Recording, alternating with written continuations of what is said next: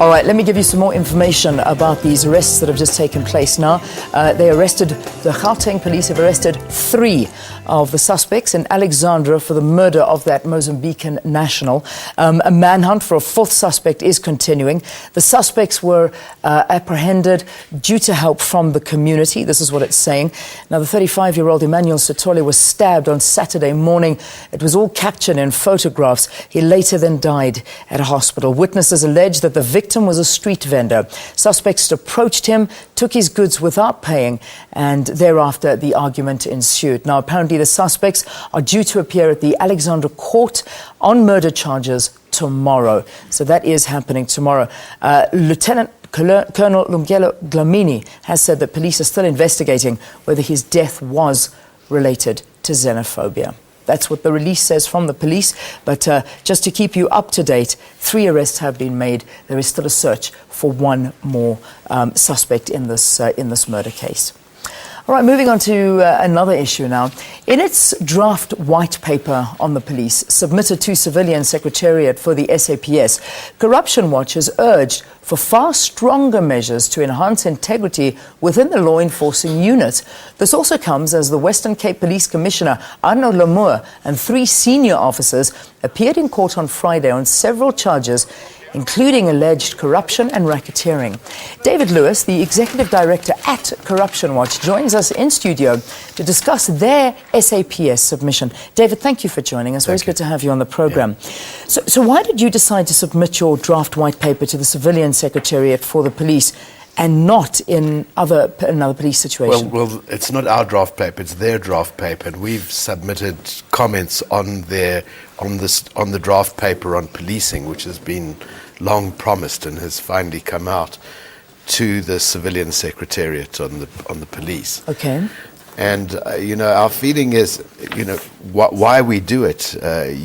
We're not going to deal with corruption in this country unless something is done about the law enforcement authorities, the criminal justice authorities.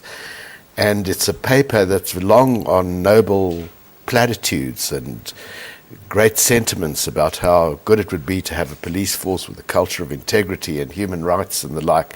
It's very short on concrete proposals.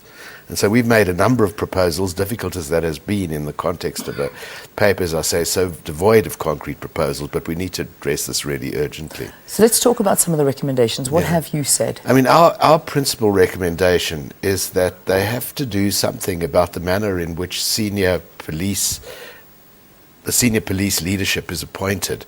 I mean, the government has proved itself woefully incapable of stabilizing the leadership of the police. I mean, not a week goes by without a major police scandal. We've just seen in your headlines the situation in the Western Cape with the Commissioner of Police there, who has been arrested and charged with corruption and racketeering, plus some of his senior officers, in a situation where the Commissioner of Police is alleged to have tipped him off about the investigation that was conducted, and so potentially guilty of obstructing justice, defeating the ends of justice. And this is a weekly occurrence in the police. If it's IPID or it's indeed the National Prosecuting Authority, the leadership is unstable, crime intelligence, the Commissioner herself, allegations swirling around her. And this has got to be brought in hand, and it's got to be done urgently. I mean, I don't see how it can wait for a new policy and a new white paper, but there needs to be a real rethink about how these posts are filled and people are appointed to them. Something interesting is that you've supported as recommendations for the establishment of a national policing board. Yeah. How would this work? Interestingly, this is not our recommendation. This is something that comes out of the National Development Plan, which I believe that we are committed to implementing. As far as this, the National Policing Board would have a variety of functions and authorities, but it would also have authority over appointment. And my understanding is that it would work not dissimilarly to the manner in which the Judicial Services Commission works in relation to appointments, which is to say that there would be a range of stakeholders who would be involved in interviewing prospective leaders, police leaders, leading police officers, and a short list would be, or a list of alternatives would be presented to the president, and he would select, as he does with the judges, out of that list.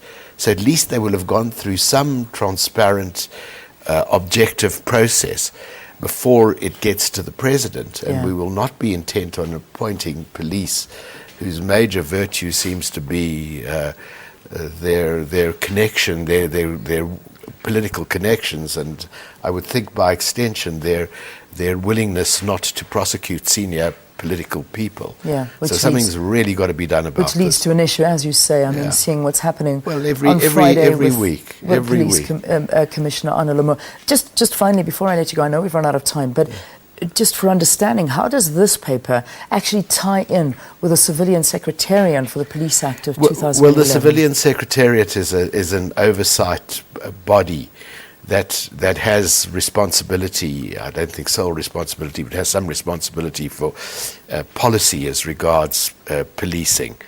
And so they put out this policy paper. A white paper is a policy paper that is meant to lead to action, often legislation, but other action. And this is what is on the table now, and presumably after they gather in all these comments, it will be followed by a white paper, but I would hope that the white paper will be a whole lot more concrete than the draft white paper is, because the draft white paper is sort of motherhood and apple pie for the most part. All right. Thank you for talking to us about this, David Lewis, from the Corruption Watch. He, of course, is the executive director there. So we're talking about a body that perhaps should be developed to police the police, because at this point there's just too many stories. I mean, just what we're running in the news right now about our Western Cape Police Commissioner, Arno Lamoer, who's been arrested on charges of corruption and racketeering. How do we rid ourselves of this? We need our police to set the right example. This certainly is not the right example to be set. David, thanks again. Thanks for joining us here on the program. Let's take a break.